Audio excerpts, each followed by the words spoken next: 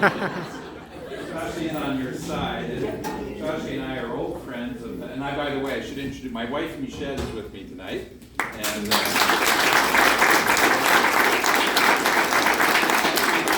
way back to 1993. And 88, sir. 88. Oh. My wife. That's our private lives. We are old friends, and that, it reminds me, Michelle and I, we've had the real privilege of being active in Canadian politics. One of our fondest memories is of the leadership race tonight, before that, because we got to know the country very well.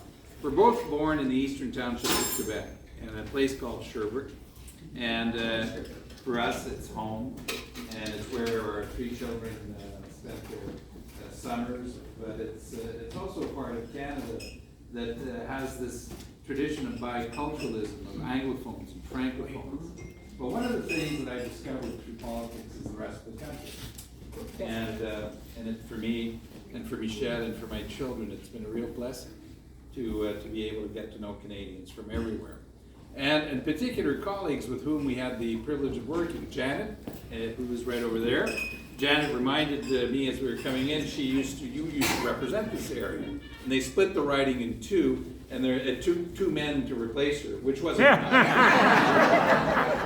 And it's Janet and I got to know each other when we were both in office, and my good friend, Mr. Gilchrist, who I got to know you before you ever got elected.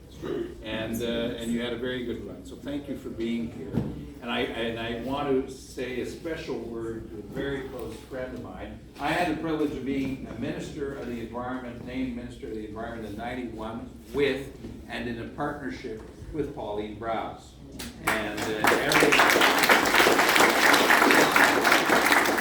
this was a source of happiness for me to work with Pauline through those years. We became very good friends, our families became friends, and this is what makes life, by the way.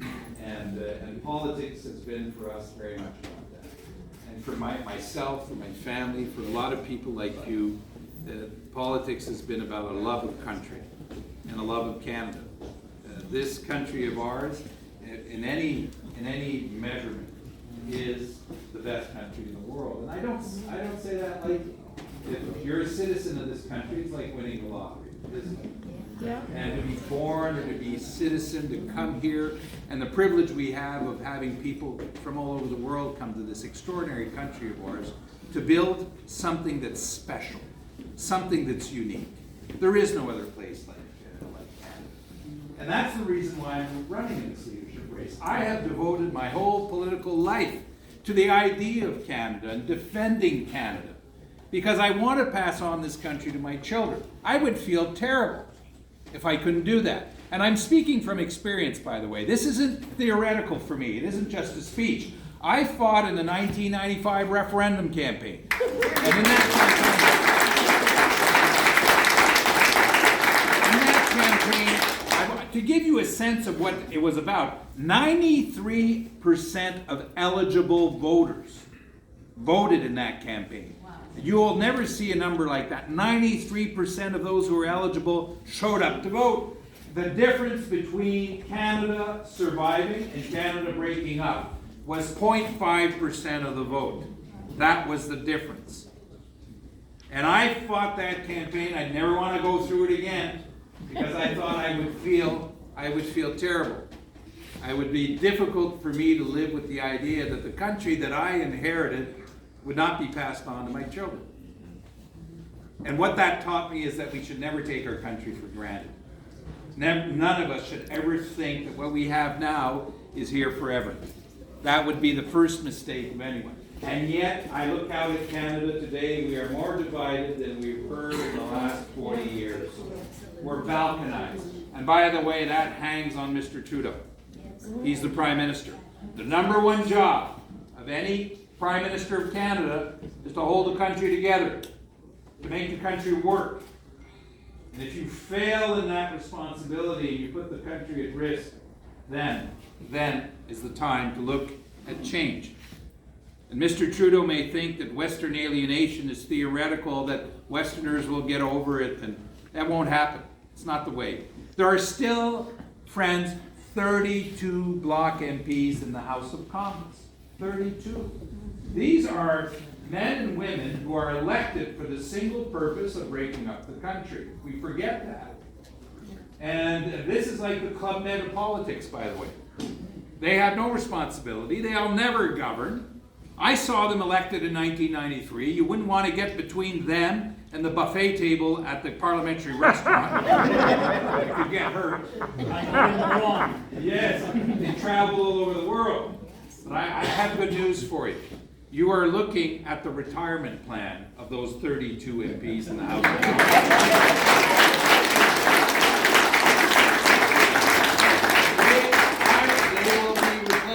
They'll be replaced by Conservative members of Parliament. If you think this race is tough now, my adversaries are criticizing me, I guarantee you, when I become leader, just watch them and how much they will go.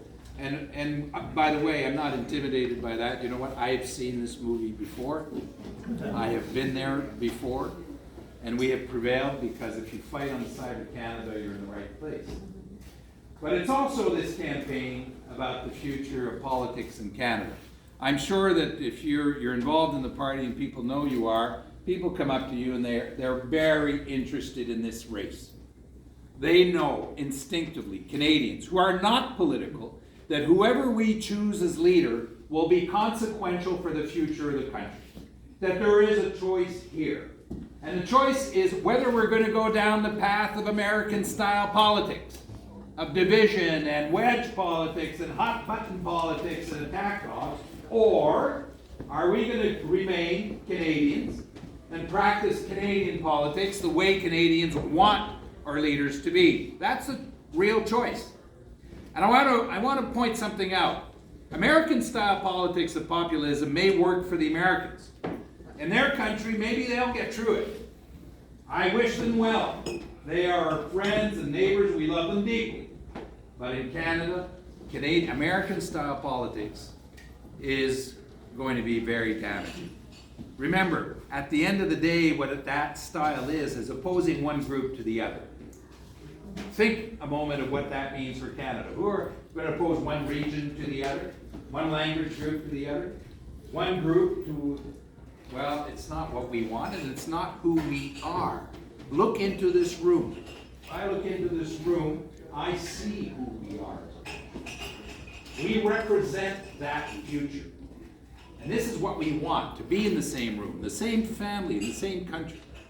The other thing we hear about this leadership race, everywhere we go, is a very simple message. It's about we need an adult in the room.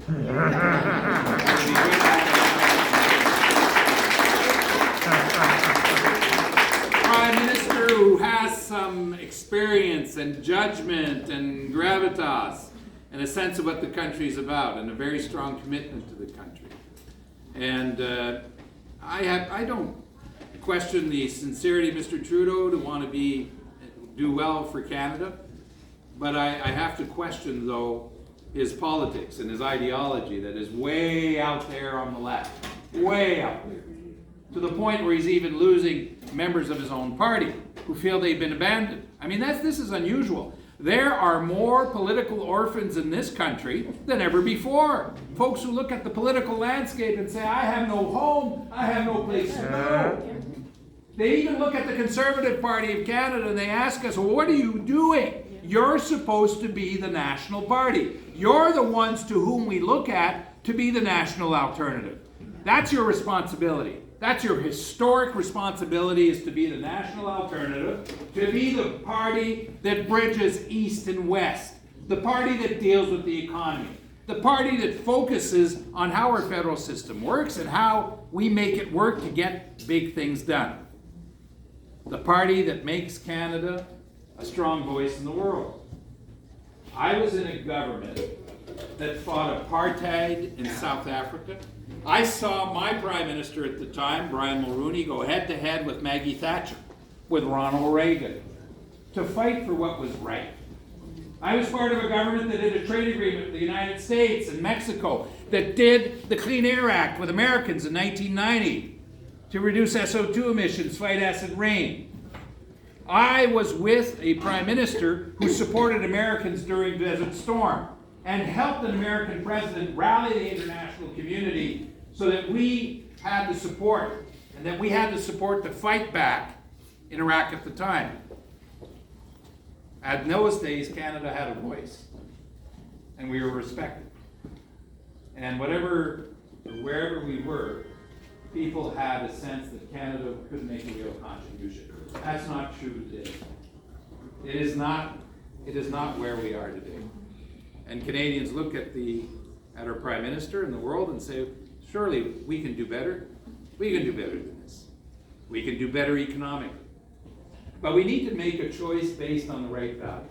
And I want to address that as a conservative, because I want you to know that I am not running as a hyphenated conservative. I'm not on the left or the right, or I'm not trying to be a typical or a certain type of conservative. I am a conservative who has run and has always espoused conservative values all my life, no matter where I was, including as leader of the Liberal Party of Quebec, which is a coalition of federalists. And I want to tell you what I stand for. I stand for fiscal conservatism. And I want to give you an example of that. When Mr. Legault, the Premier of Quebec, won a few years ago, after 15 years of Liberal government, my successor did the last part, he was left with an $8 billion surplus. You are not going to see that again. And I almost feel bad about saying that. I'm saying this in this room, but you know what? Quebec has a higher credit rating than Ontario. A higher credit rating than Ontario. That was 15 years of discipline, of fiscal conservatism, because these are the things that I believe in. And it's pretty simple and it's fundamental. Anyone who understands what governing is about understands that these are the things you need to do to protect the future. To be able to make choices. If you don't control your own budget, if you don't control your own finances, you cede the ability to make choices in the future. You deprive future generations from the ability of making those choices. So it isn't pure ideology. It's just good common sense. And then the other value that I believe in is a market-based economy. This economy is an economy that is market-based, and the private sector provides growth and jobs, innovation, productivity in the future. Mr. Trudeau doesn't believe in the same things. He believes in spending. And by the way, it seems to be a family tradition. And yes, we had to spend during COVID. We understand. We all get that. We get that. But then he signs an agreement with the NDP to do more spending. And more spending in areas of provincial jurisdiction. Yeah. And we're coming out of COVID. Now is the time to start doing the work of rebalancing our budgets and returning to fiscal sanity.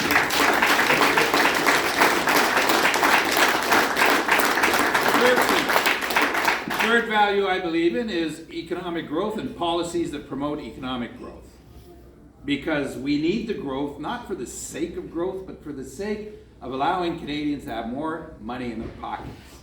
And that means more innovation. Mr. Trudeau's doing none of that. We're still on the spending agenda. The other value I believe in is family, which is at the very core of our society. Strong families. Families able to make choices. Families, and that's why I'm supportive of the daycare agreement that Doug Ford signed with the federal government. We're not going to want to do that. When I was in Quebec, I was very critical of what the PQ did on daycare. And I was beaten up politically badly on it. But you know what? It ended up being economically a decision that makes sense when you apply it correctly. It allowed women to make the choice to return to the labor market. We have an aging population. We have labor shortages. We have families that are unable to make the choice of having children. We need to create an environment in which economically, socially, it makes sense for us to have families and to support them. I believe in the rule of law, which we call law and order. And on this matter, I have a very real disagreement with Mr. Poirier. who chose to support the blockades. And I don't care how much he's trying to sugarcoat it now and say, well, no, I didn't quite. No. It was not his evil brother who supported the blockades. Now, this is not a matter of detail.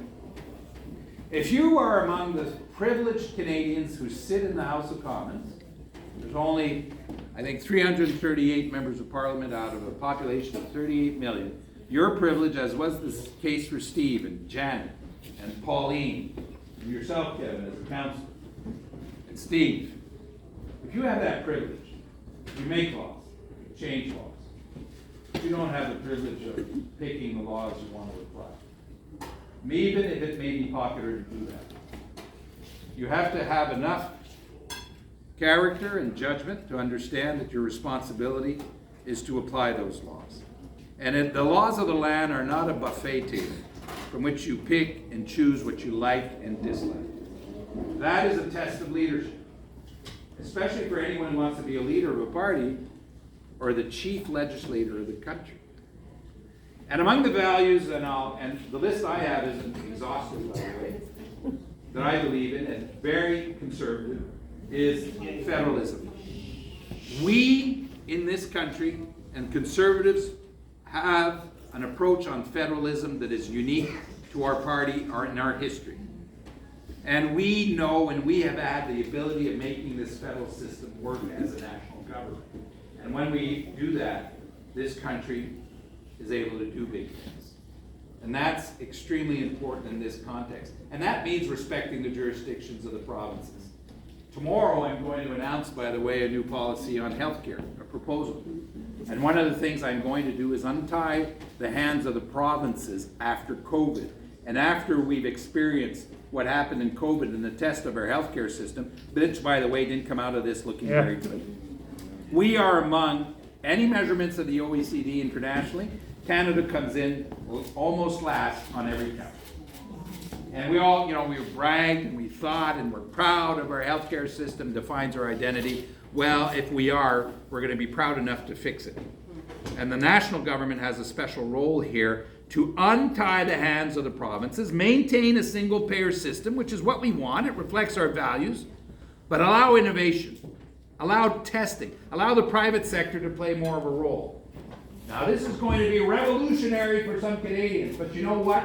This is a leadership race, it's a choice. It's time to change the way healthcare works in this country so that it serves Canadians.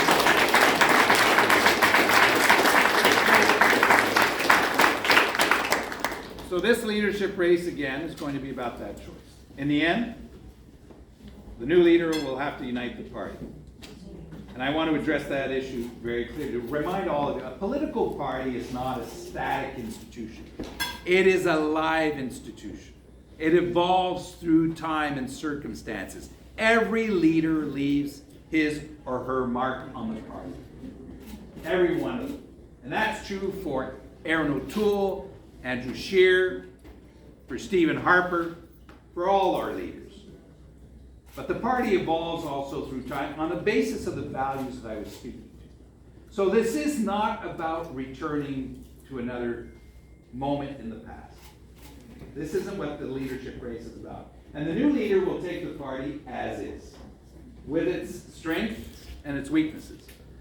And the job of the new leader will be to unite the party, to allow all of us to be part of the family, based on these common values, but recognizing that on certain issues we may have disagreements. That's fine. We're not a sect. This is a political party. But all those who are part of the family need to know that they are respected, they're welcome, and that they will always have a place at the table. And then the new leader has to do something pretty simple. Win the next election.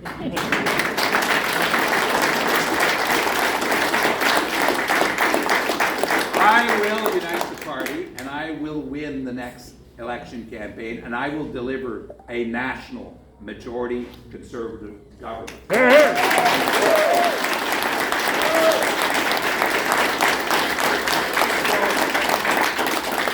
Thank you very much for taking time out of your very, very busy schedule to be with us tonight. And it warms our heart to be able to spend some time with you. Now, Sashi mentioned, and a moment ago, I want to add something here that's very important, because David mentioned, it's about memberships. We need you to go out and take a membership if you haven't already done it. I'm asking you for your support. And I'm asking you very directly. I need your support. We need your support. So we need you to take a membership before the 3rd of June, because that's the cutoff date. Only members as of the 3rd of June will be eligible to vote during the summer, and it's a preferential ballot, mail-in ballot, and the results will be known on the 10th of September.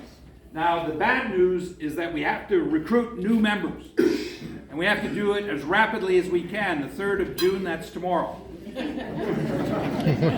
good news, now, less good news is that we have locked the doors of this building. And only members of the party will be allowed to leave.